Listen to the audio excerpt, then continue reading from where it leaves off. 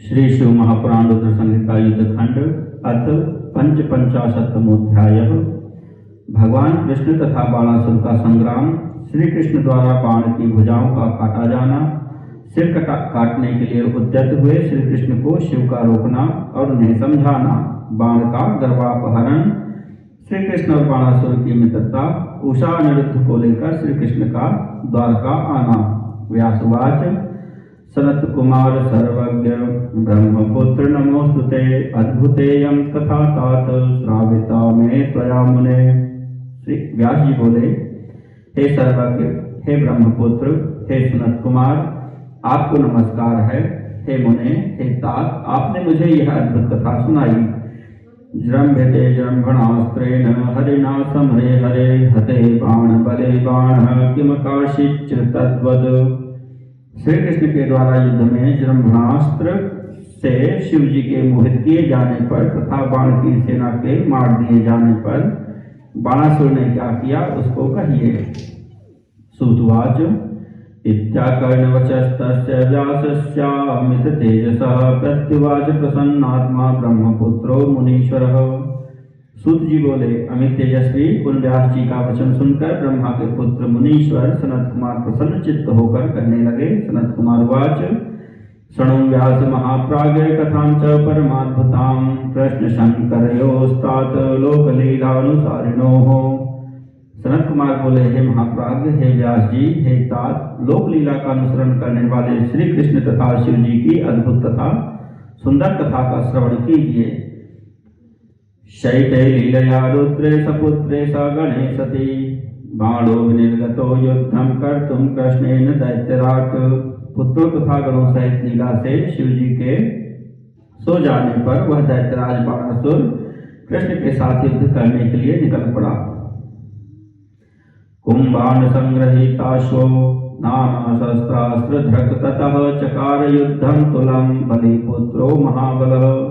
कुंभान से घोड़ा लेकर वह महाबली दैत्य अनेक प्रकार के अस्त्र शस्त्रों को धारण कर अतुलनीय युद्ध करने लगा।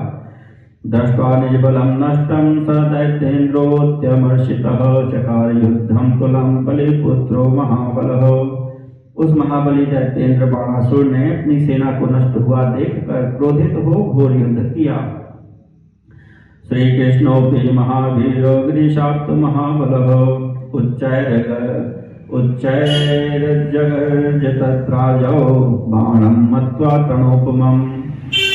उस संग्राम में शिव जी से महान बल पाकर महावीर श्री कृष्ण ने बाणासुर को तिनके के समान मानकर बड़े जोर से गर्जन किया। धनुष्टंकारयामास सारंगाख्यं निजमद्भुतं त्रासयन् बाण सैन्यं तदवशिष्टं मुनीश्वर। हे मुनीश्वर, बाणासुर की शेष बची हुई सेना को भयभीत करते हुए वे अपने अद्भुत शारंग नामक धनुष की टंकार करने लगे। तेन नादेन महता धनुष्टंकारजेन हि द्यावा भूम्युरन्तरं वै व्याप्तमासीदनन्तरम्। धनुष की टंकार से उत्पन्न हुए उस तीव्र नाद से भूमि और आकाश का मध्य भाग व्याप्त हो गया। चिक्षेप विविधान बाणान बाणाय कुपितो हरि कर्णांतं तद्विकृशात् तीक्ष्णानाशी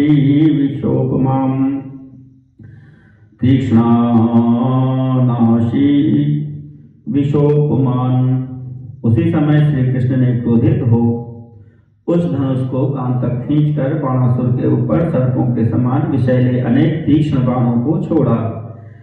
आयातस्तान् निरीक्ष्यात् स बाणो बलिनन्दनः अप्राप्तानेव चिच्छेद स्वशरैः स्वधनुष्युतैः। बलिपुत्र बाणासुर ने उन बाणों को आता हुआ देखकर अपने धनुष से निकले हुए बाणों से उन्हें अपने तक पहुंचने के पहले बीच में ही काट दिया। पुनर्जगर्ज स विभुर्बाणो वैरिगणार्दनः तत्र वृष्णयः सर्वे कृष्णात्मानो विचेतसः। शत्रुओं को विनष्ट करने वाला वह दैत्यराज बाण पुनः गर्जना करने लगा। तब वहां संपूर्ण यादव भयभीत हो गए और श्री कृष्ण का स्मरण करते हुए मूर्छित हो गए।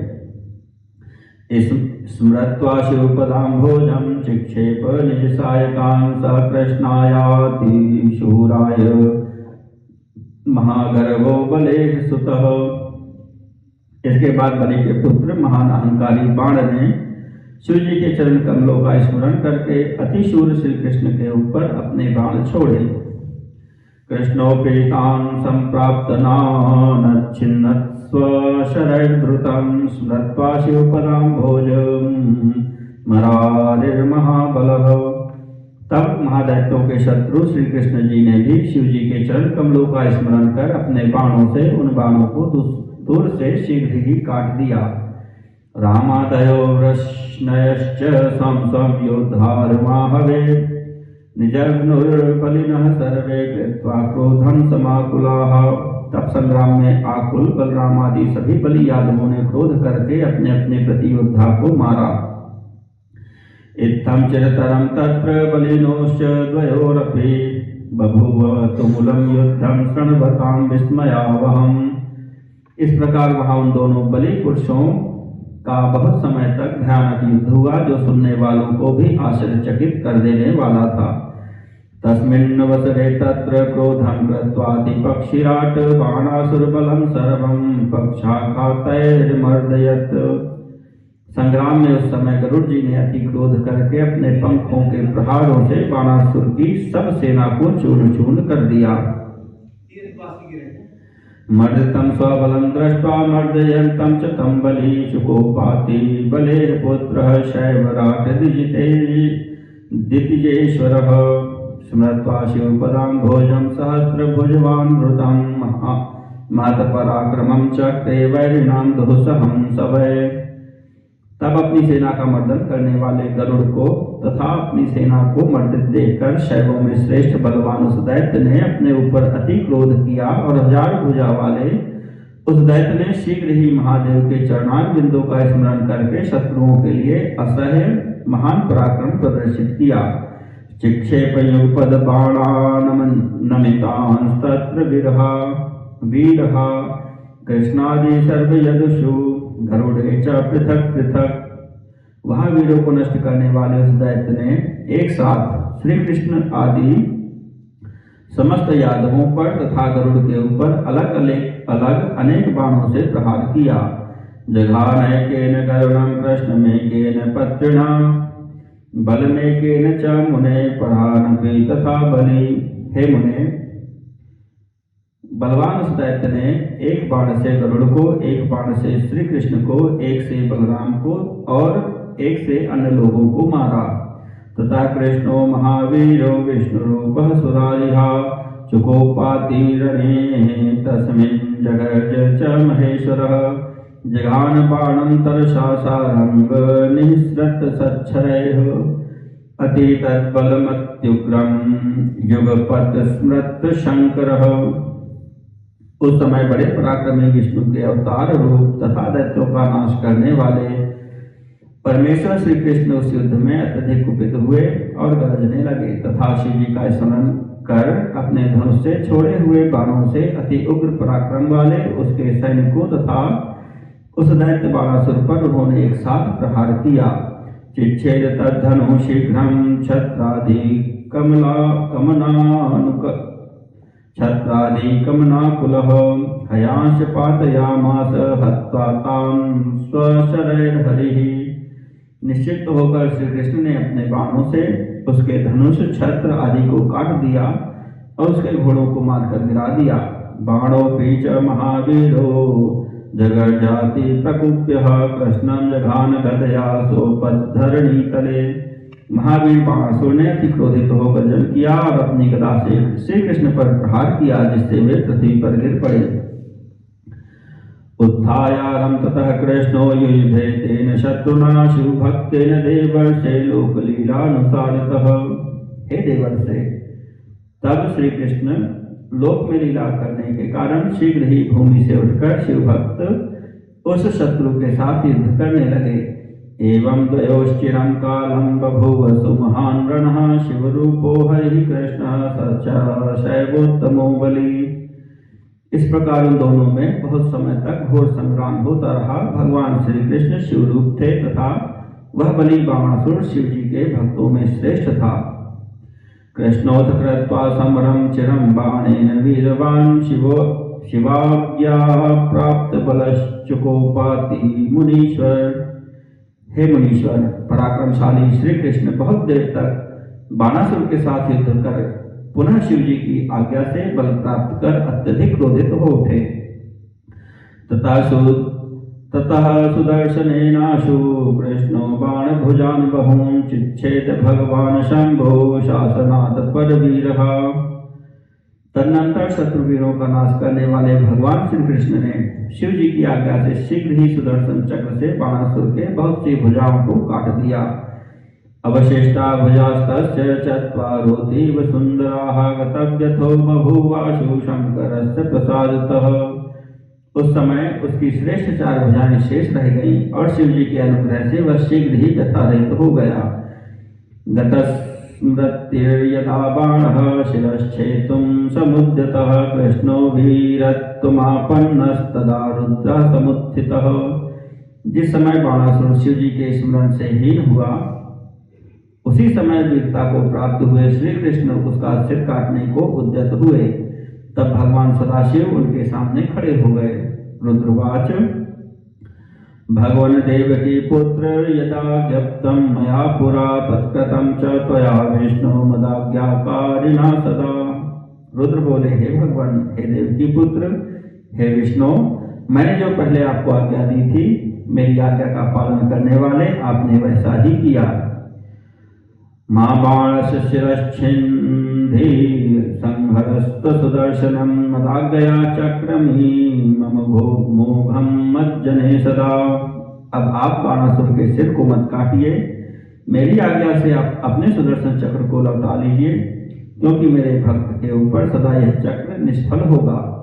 दत्तं मया पुरा तोभ्यं मणिवार्यं रणे तव चक्रम जयं च गोविंद निवर्तस्तरणात्ततः। हे गोविंद, संग्राम में मैंने आपको यह अनिवार्य सुदर्शन चक्र दिया है, इसलिए इस विजय चक्र को युद्ध भूमि से लौटा लीजिए। दधीचे रावणे वीरे तारकादिपुरेष्वपि विना मदाज्ञां लक्ष्मीश रथांगं नाम च पुरा। तम तु योगीश्वरः साक्षात् परमात्मा जनार्दन विचार्यतां स्वमनसा सर्वभूतहिते रतः। वर्मस्य मया दत्तं नामृत्युर्भयमस्ति वै तन्मे वचः सदा सत्यं परितुष्टोऽस्म्यहं तव। हे लक्ष्मीश, पहले भी आपने यह सुदर्शन चक्र दधीचि वीर रावण तथा तारकादि के ऊपर मेरी आज्ञा के बिना नहीं चलाया।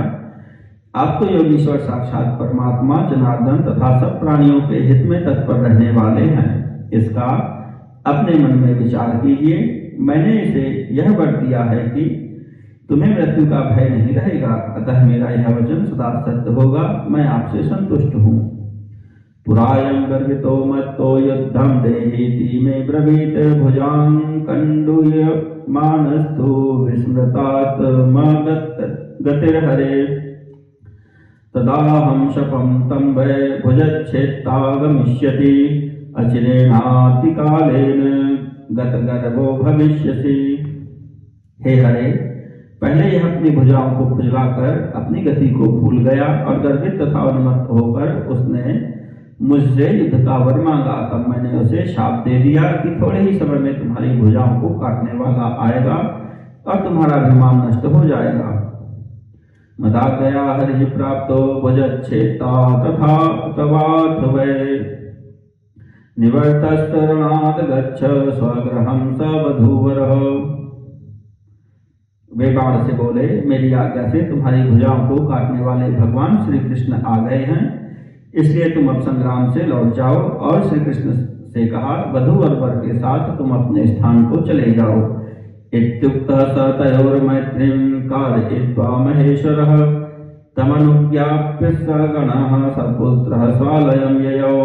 ऐसा कहकर शिव जी उन दोनों से में मित्रता कराकर उनको आज्ञा देकर गणों तथा पुत्रों सहित अपने स्थान को चले गए। शरद कुमार वाच, इत्याकर्णवच शम्भोः संहृत्य च सुदर्शनम् अक्षताङ्गस्तु विजयी तत्कृष्णोऽन्तरः पुरं ययौ अनिरुद्धं समाश्वास्य सहितं भार्यया पुनः जग्राहरत्नसङ्घातं बाणदत्तं नेकशः तत्सखीं चित्रलेखां च गृहीत्वा परयोगिनीं प्रसन्नो भूत्ततः कृष्णः कृतकार्यः शिवाज्ञया।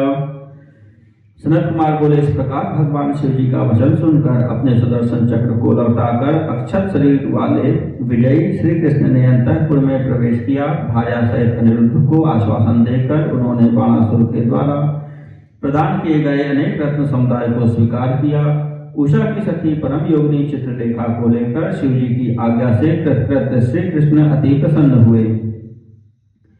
हृदा प्रणम्य गिरीशं महामन्त्र च बलेः सुतं परिवार समेतस्तु जगाम स्वपुरीं हरिः पथि चित्वा च वरुणं विरुद्धं तमनेकधा द्वारकां च पुरीं प्राप्तः समुत्सव समन्वितः विसर्जयित्वा गरुडं सखीं वीक्ष्योपहस्य च द्वारकायां ततो गत्वा कामचारी चचारः। इसके बाद श्री कृष्ण हृदय से शिव जी को प्रणाम कर बलिपुत्र बाणासुर से विदा लेकर कुटुंब सहित अपने नगर को चले गए। मार्ग में प्रतिकूल हुए वरुण को अनेक प्रकार से जीतकर वे आनंदित होकर द्वारकापुरी में आए।